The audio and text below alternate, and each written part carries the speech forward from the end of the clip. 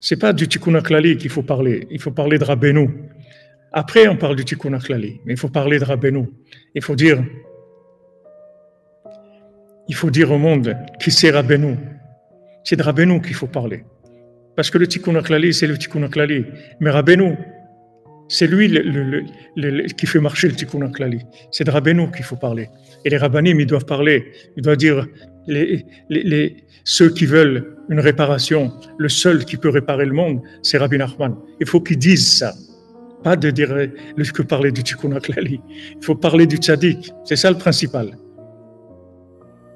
Il faut dire, voilà, il y a un tzaddik, un pélé, quelqu'un qui est venu pour réparer le monde, quelqu'un qui a amené une Torah qui n'a jamais existé dans le monde. C'est ça qu'il faut faire. Parce que même si quelqu'un il parle de Tikkun HaKlali, et alors c'est comme si quelqu'un il a amené une révélation dans le monde. Bon, c'est bien. Il y a le Chafetz Chaim, il a amené le Shmirat HaLashon, les livres de Shmirat HaLashon. Il a révélé Shmirat HaLashon. Il y a Rabbi Shimon Bar Yochai, il a révélé le Zohar. Il y a la Kabbalah. Il y a des choses. Mais lui, c'est ça le principal. Les gens, ils n'ont pas compris ça.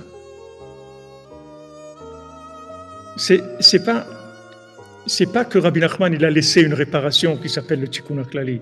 D'abord, Rabbi Nachman il n'a pas laissé. Rabbi Nachman il est là, il est vivant, il est présent. Si tu le cherches, tu vas le trouver.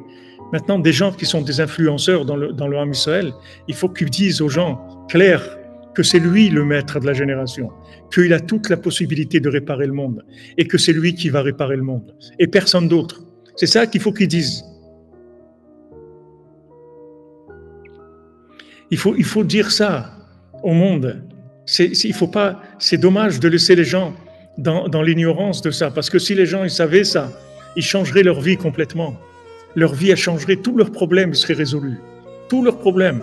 C'est vrai, des fois, ça peut prendre du temps, ça peut prendre même des années de travail. Mais en fin de compte, on arrive à se sortir des plus grands problèmes que quelqu'un peut avoir avec les conseils de Rabbeinu. Et le plus grand conseil de Rabbeinu, c'est lui-même. C'est le plus grand conseil. C'est lui le plus grand conseil.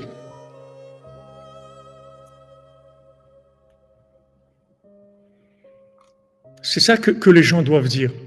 Parce que d'amener le Tikkun HaKlali, c'est sûr que le Tikkun HaKlali il a son effet, il est ce que Rabbeinu il a promis dans le Tikkun HaKlali. Mais il faut savoir que il y a celui qui a révélé le Tikkun HaKlali, c'est ça le principal.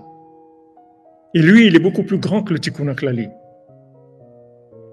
Rabbeinu il a dit, il y a des avérotes, que même le Kohen Gadol, il y a des fautes, que même le Kohen Gadol, que le jour de Yom Kippour, il ne peut pas réparer. Il n'y a que la mort qui peut réparer ça. Il y a des fautes que même Yom Kippour, ça ne répare pas. Même quand le Kohen Gadol il rentre dans le Saint des Saints, il ne peut pas réparer ces fautes-là. Il n'y a que quand la personne va mourir et que son passage dans la tombe, etc., ça va réparer sa faute. Mais Rabbi Nachman, lui, il a dit, moi, je peux réparer l'irréparable. Même ce que le Kohen Gadol, il ne peut pas réparer Yom Kippour, moi, je peux le réparer. Sans qu'il y ait besoin de passer par la mort et la tombe, etc. De son vivant, la personne, il peut réparer toutes les fautes qui puissent exister, sans exception. Toutes les fautes que quelqu'un a pu faire, il peut les réparer. Non seulement il peut les réparer, mais il peut les transformer en mérite. C'est ça que le monde a besoin de savoir.